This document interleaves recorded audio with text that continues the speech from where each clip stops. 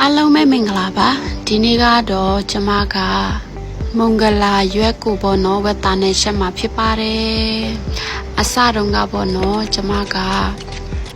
မုံဂလာကိုမြုပ်ပြီးဆက်လေးနဲ့ကြော်ပြီးတော့ဝက်သားကိုတတ်ကြော်စားမှာပေါ့နော်ဒါပေမဲ့ကျမကပြင်းတဲ့အတွက်ကြောင့်မို့ရောပြီးတော့ရှက်လိုက်ပါတယ်ဝက်သားကိုလုံးကျက်ရှက်ပြီးတော့နောက်မှမုံဂလာရွက်ထဲမှာပေါ့နော်ဒီဦးဆုံးဝက်သားကိုလုံးကျက်ရှက်ပါမယ်ပါဝင်တဲ့ပစ္စည်းကတော့ထုံးစံအတိုင်းပဲပေါ့နော်ကျက်သွန်နဲ့ကျက်သွန်ဖြူရယ်ပြီးလို့ရှိရင်အရှုံမုတ်ရယ်ဆားရယ်ခရုစီရယ်ကျက်သားမုံနဲ့ငယ်ရယ်ပြီးတော့ပဲငန်းပြရည်အကြည်ပေါ့နော်အဲ့ဒါနဲ့လုံးပြီးရှက်ပါတယ်ဝက်သားကိုအရင်နူအောင်ရှက်မှဖြစ်တဲ့အတွက်ရေခမ်းရဲ့နောက်ထပ်တရေထဲပါတယ်ပြီးလို့ရှိရင်ခမ်းအောင်ရှက်ပြီးနောက်ထပ်တရေထဲမှာပေါ့နော်ရေထဲတဲ့နဲ့ရေမြောက်မှာပေါ့နော်ကျမကဝက်သားကိုနူမနူစမ်းကြည့်တဲ့ခါကျတော့ဝက်သားကနူသွားပြီပေါ့နော်ကျမထင်တာကရေ3ရေလောက်ထည့်ပြီးမှဝက်သားကနူးမယ်လို့ထင်တာပေါ့နော်ဒါပေမဲ့ရေ2ရေလောက်မှပဲဝက်သားကနူးသွားပါတယ်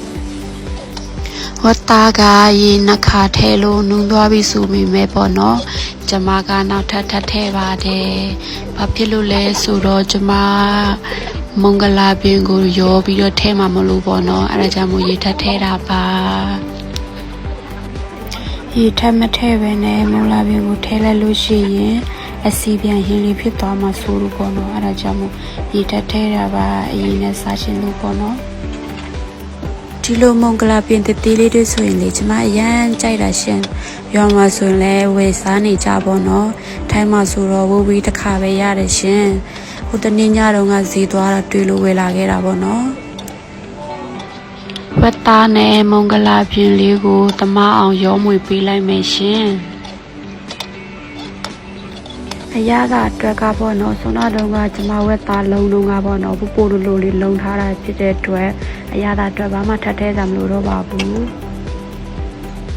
ရေကိုဒီထက်နည်းနည်းခန့်အောင်ထပ်ရှက်ပေးလိုက်ပါမယ်အများကြီးခန့်အောင်တော့မရှက်ဘူးပေါ့နော်အနေတော်လေးလောက်ပဲထမင်းနဲ့ဆန်းစားလို့ရတဲ့အနေတော်လေးပေါ့နော်ရေခမ်းအောင်ရှက်လို့ရှင်ရှက်ရှောက်ကြီးဖြစ်သွားမှာဆိုလို့ပေါ့နော်အဲ့ဒါကြောင့်မလို့ကျမကရေနည်းနည်းလေးရှန်ထားလိုက်ပါတယ်ထမင်းနဲ့ဆန်းစားလို့လည်းရအောင်လို့ပေါ့နော်ကဲရှက်ပြီးပါပြီရှင်ဟင်းနမဲကတော့ငပြင်းမဟင်းပေါ့နော်ဘာဖြစ်လို့ဆိုကျမကပြင်းလို့ပါပြင်းလို့တခါတည်းရောရှက်လိုက်တာဒီနေ့ကတော့ဒီလောက်ပဲပေါ့နော်ဘိုင်ဘိုင်